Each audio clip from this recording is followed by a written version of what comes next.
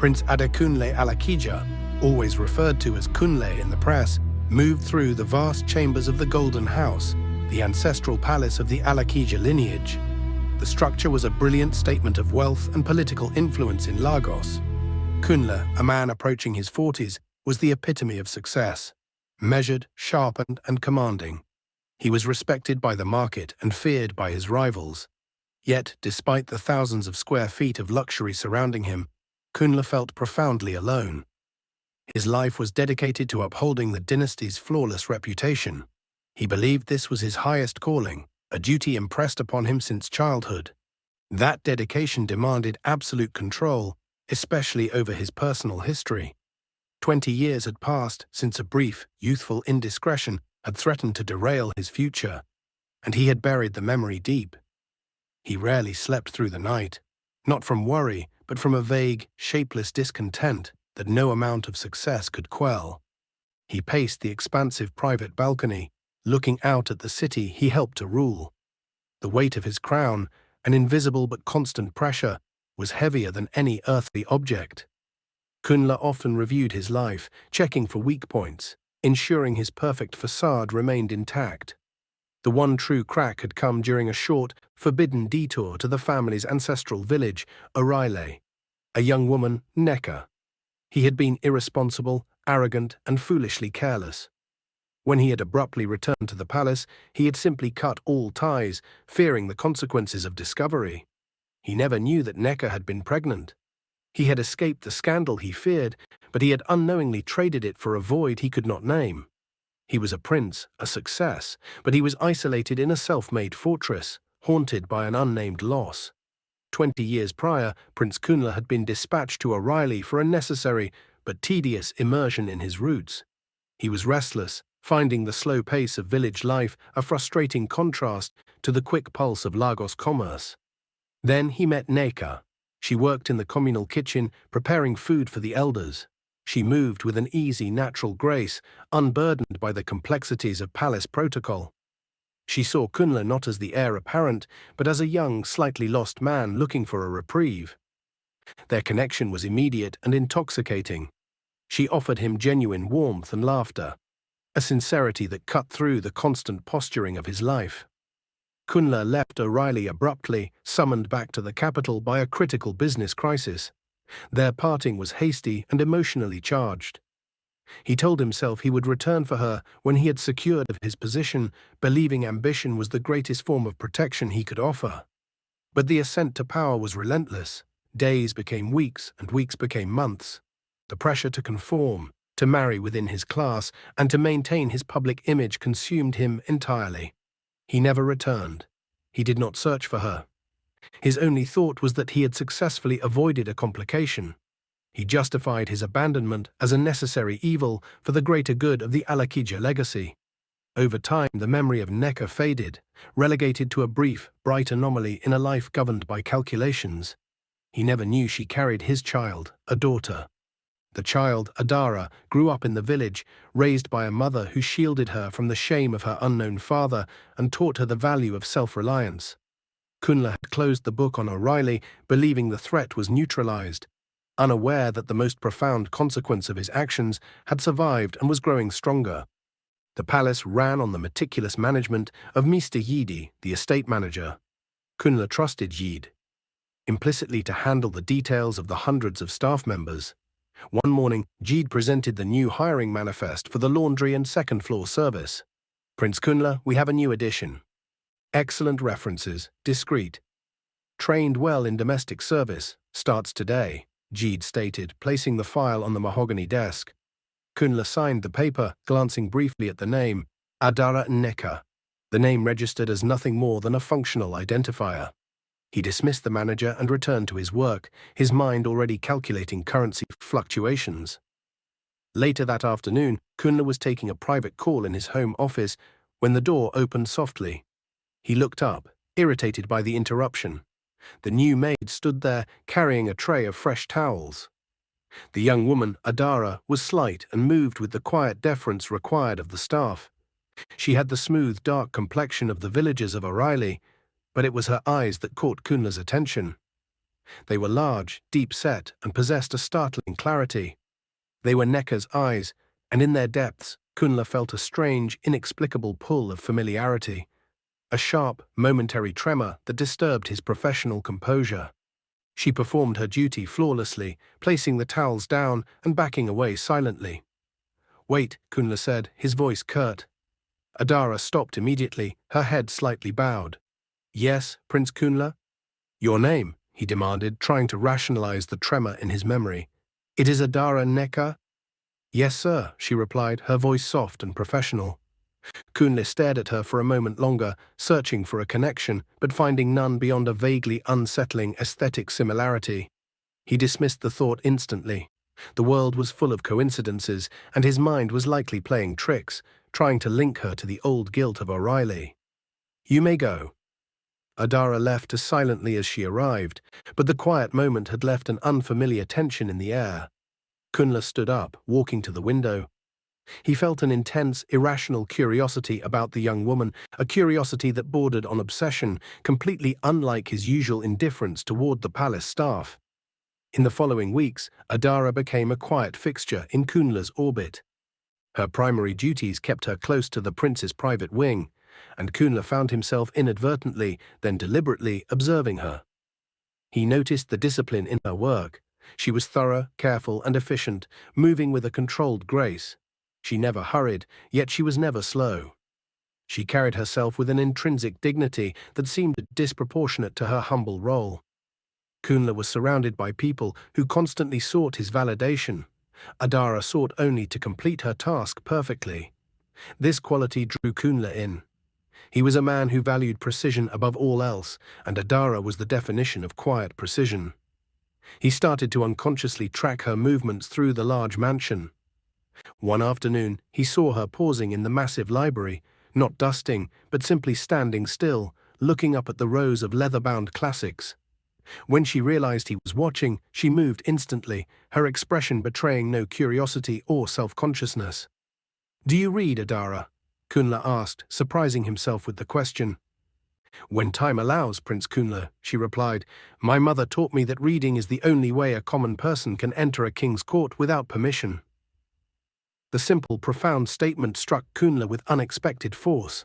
The eloquence, the quiet wisdom, it was too insightful for a village maid. It reminded him of Neka's intelligence, the sharp mind beneath the gentle exterior. The unsettling familiarity grew stronger. He began creating small, artificial excuses to be near her. He would forget a file in the study or call for a forgotten refreshment, only to observe Adara's reaction. She remained professional, discreet, and unfailingly composed.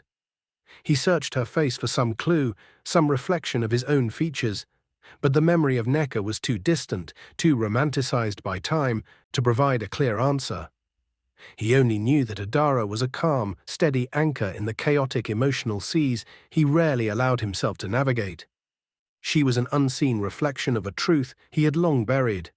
The unexplained pull toward Adara intensified until Kunle could no longer ignore it. He needed a rational explanation for the unsettling emotional resonance she caused. He decided to test her integrity, justifying it as a necessary measure for palace security. He left a small, valuable antique gold coin, a relic from his own childhood, on a low side table in the private drawing room, partially obscured by a decorative scarf. He watched via the security feed as Adara entered the room to clean. Adara noticed the coin immediately. She paused, looking down at the small, glittering object. Kunle waited for the telltale sign of greed or hesitation. Instead, Adara picked up the coin, held it in her palm for a moment, then walked to a nearby notepad. She wrote a short, concise note, "Antique coin found in drawing room," signed it with her name, and placed the note and the coin securely under a heavy crystal paperweight. She did not report it to Jide, nor did she seek a reward. It was a simple, clean statement of honesty, performed with a quiet sense of duty. When Kunle returned later, the coin was exactly where she had placed it, the note pristine. He felt a wave of profound relief, mixed with shame. He had tested the honesty of a young woman who lived by a stricter code of conduct than he, the prince, currently upheld. His attention then focused on her personal life. He asked Jeed for a casual background summary on Adara and Neka. She is from the Orila region, Prince Kunle. Her mother, Neka, was a hard-working woman who recently passed away. Adara sought work in Lagos after her mother's burial. No father listed on her application, sir, single parent, raised by the mother. The details hit Kunle with the force of a physical blow. Neka, O'Reilly, raised by the mother. The pattern was undeniable. The young woman was named after the village maiden, and she carried the name of the region he had abandoned. The possibility that Adara was the child he never knew, the daughter he had deserted, became suddenly, terrifyingly real. Kunle realized the faint resemblance was not a coincidence. It was the biological truth staring him in the face, dressed in a maid's uniform. The weight of the growing certainty began to manifest physically. Kunle was a man who prided himself on his self-control. But the emotional strain of Adara's presence became unbearable. His insomnia worsened, and the constant professional pressure felt amplified by the crushing guilt of his past. He was chairing a high-stakes meeting with international partners in the large formal dining room.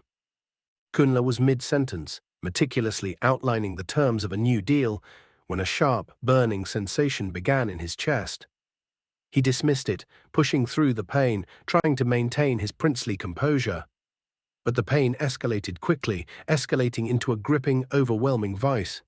His face paled, his hand instinctively grasping the edge of the mahogany table. The room tilted, the faces of his partners blurring into anxious confusion. The final words of the presentation caught in his throat, replaced by a desperate, inarticulate gasp. He collapsed, falling backward with a heavy thud, the sound echoing in the opulent silence of the dining hall. Chaos erupted. Security rushed in, and within minutes, the Alakija private medical team was attending to him. The diagnosis was severe, a life-threatening cardiac event requiring immediate, complex surgical intervention. The hospital team, briefed on the family's extreme political importance, moved with frantic speed. The doctors quickly realized the secondary, terrifying crisis. Kunle possessed an extremely rare blood type, a detail known only to his immediate physician and the palace medical registry. The hospital's reserves were insufficient for the expected blood loss during the surgery. The only chance lay in finding an immediate compatible match. The prince, who commanded billions, was desperately in need of the simplest, most fundamental human connection, shared biology. His wealth could buy anything but the precise, rare blood flowing in his veins. The urgent situation quickly became public knowledge among the palace elite. Kunle's siblings and closest cousins were summoned and tested immediately. One by one, the results came back negative for the precise rare blood type needed. Dr. Tunde looked increasingly stressed, his face a mask of professional panic. In the chaotic frenzy of the main reception area outside the operating suite, family members paced and spoke in hushed, anxious tones. Mr. Jeed, pale and distraught, was coordinating the logistics of the medical search, calling specialized blood banks across the country. A quiet voice cut through the tension. "Dr. Tunde, please, test me." Everyone turned. Standing near the entrance, looking small in her standard blue uniform, was Adara. She held a damp cloth in her hand, having been cleaning the nearby waiting area. Her expression was calm, unwavering, but her deep-set eyes showed a quiet determination. Mr. Jeed hurried forward, pulling her aside. "Adara, this is not your place. This is a matter of the prince's life, not staff protocol." Adara gently pulled her arm away, looking at the physician. "Dr. Tunde, I know my blood type is common, but I insist on being tested. The prince needs every chance." Dr. Tunde, desperate and running on instinct, nodded. Protocol was secondary to survival. "Take her immediately, nurse. Get the sample analyzed, no delays." Adara left with the nurse, her steps silent and resolute. The wait felt impossibly long. When the nurse returned 5 minutes later, her eyes were wide, and she handed a printout to Dr. Tunde. The doctor scanned the report. His hands trembled. He looked up at the gathered high society family members, his mouth slack with shock. "The test," Dr. Tunde announced, his voice barely above a whisper. "It is a match, an absolute perfect match. We have enough. We can proceed with the surgery." Relief flooded the room, followed by stunned silence. The anonymous maid, the newest hire, possessed the exact rare biological marker that the powerful Prince Kunle shared. The coincidence was impossible. The shared blood, the ultimate truth, was now flowing between the prince and the servant. The surgery was successful, the crisis averted. Kunle spent the next 2 days in recovery, heavily. The family physician. Sedated, his body fragile but stable. He was alive, saved by the infusion of blood from an unknown donor. When he was lucid, Dr. Tunda sat beside him, looking exhausted. Prince Kunle, you were extremely fortunate. The procedure was critical.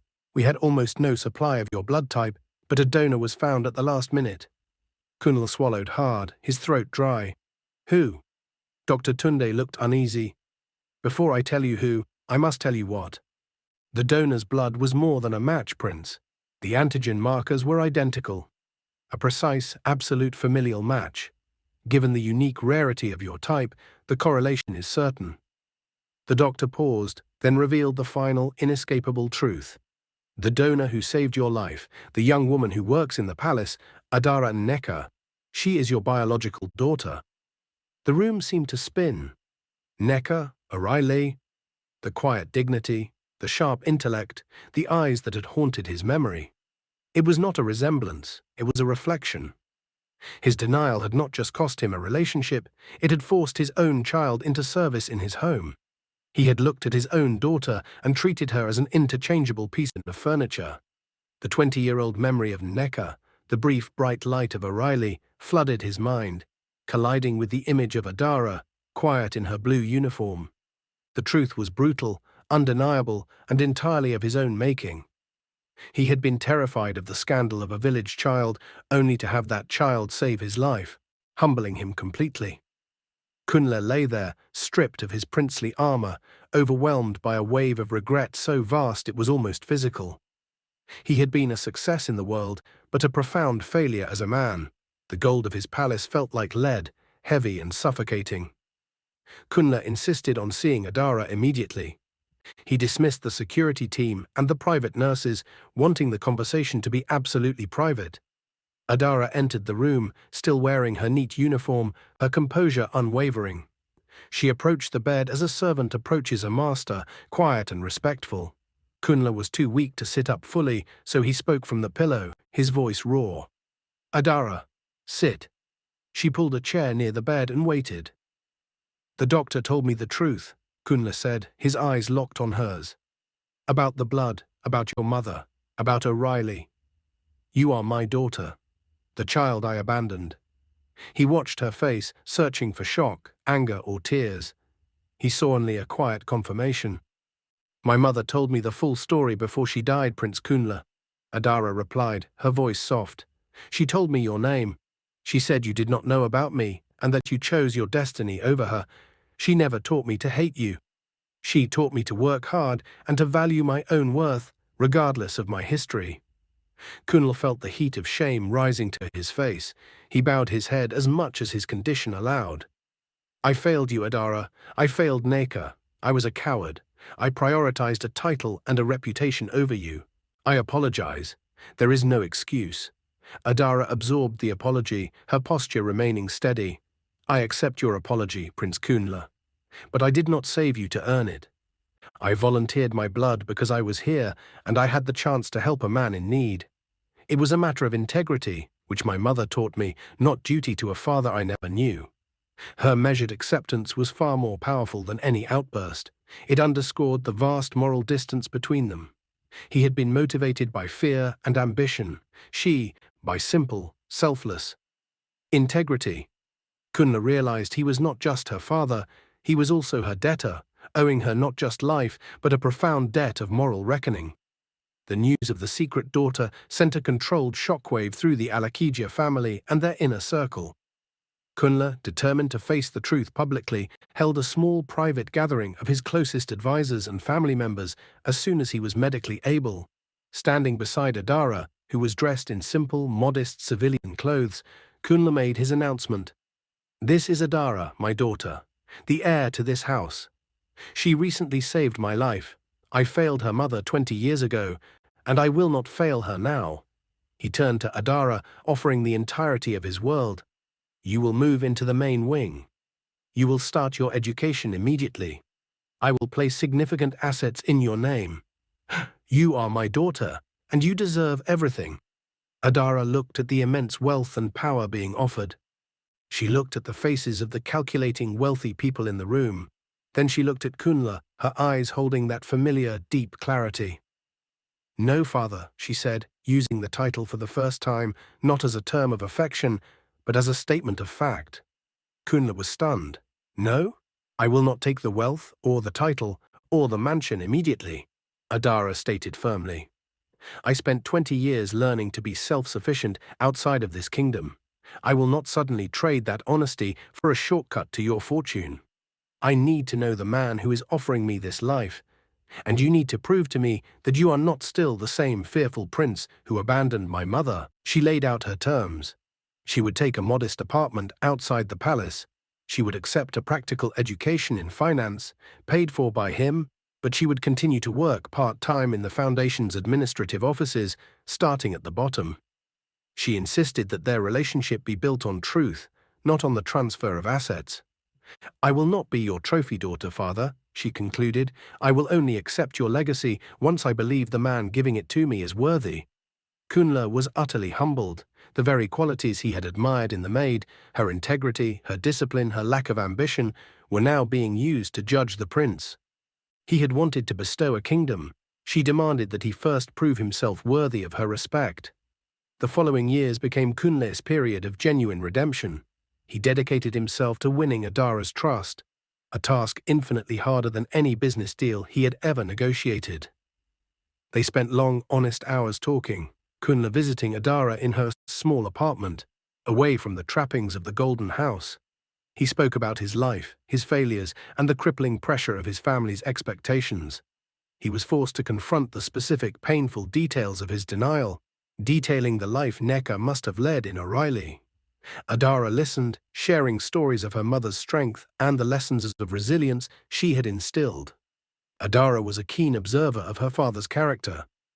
She watched how he treated the lower-level staff, how he handled difficult business decisions, and how he reacted when things did not go his way. Kunle, aware of her constant silent scrutiny, began to change his methods. He softened his approach, prioritized ethical outcomes over immediate profit, and became a more empathetic, genuine leader. The relationship was built on slow, measured trust. Adara never wavered from her standards, and Kunle never stopped striving to meet them. He took genuine interest in her studies and her administrative work, treating her input not as a novelty, but as a serious contribution. Adara showed a quiet, natural aptitude for strategy and analysis, a blend of her mother's wisdom and her father's sharp intellect. Kunle found profound satisfaction in this slow-paced relationship. The financial empire, once his entire world, receded in importance. His greatest joy was now the simple shared moment of laughter with Adara, the acknowledgement in her eyes that he was finally moving past the fear that had defined his life. He was earning his daughter piece by piece, not with gold, but with sincerity. 5 years passed. Adara completed her education and moved into a senior role within the Alakija group, quickly establishing herself as a formidable strategist, known for her integrity and ethical governance. She was universally respected, precisely because she had resisted the lure of sudden wealth. Kunle, now content and at peace, knew the time for the final transfer of power had come. He called a meeting with his board, a moment that would define the dynasty's future. He stood at the head of the table, looking at the assembled executives. His eyes settled on Adara, seated among them, confident and composed. 5 years ago I almost died, Kunle began, his voice clear and strong. My life was saved by the unexpected integrity of a young woman who was then a maid into this palace. A daughter I never knew. He paused, holding the room's attention. I offered her everything this empire contained. She refused it. She demanded something infinitely more valuable, my honesty and my change of character. She demanded that I prove myself worthy of her respect. He stepped back and gestured to Adara. In that time, Adara has proven one thing beyond all doubt. True power does not come from the family name, but from the individual's moral center. She has managed difficult portfolios, balanced the needs of the community against the need for profit, and done so with unwavering honor. I am proud to announce that Adara Anika is the new Chief Executive Officer of the Alakija Group, Kunle concluded. She is not my successor because she is my blood, but because she is the most worthy person in this room to lead. Her history made it clear that integrity, once abandoned, can be the very foundation that redeems a life and secures a kingdom.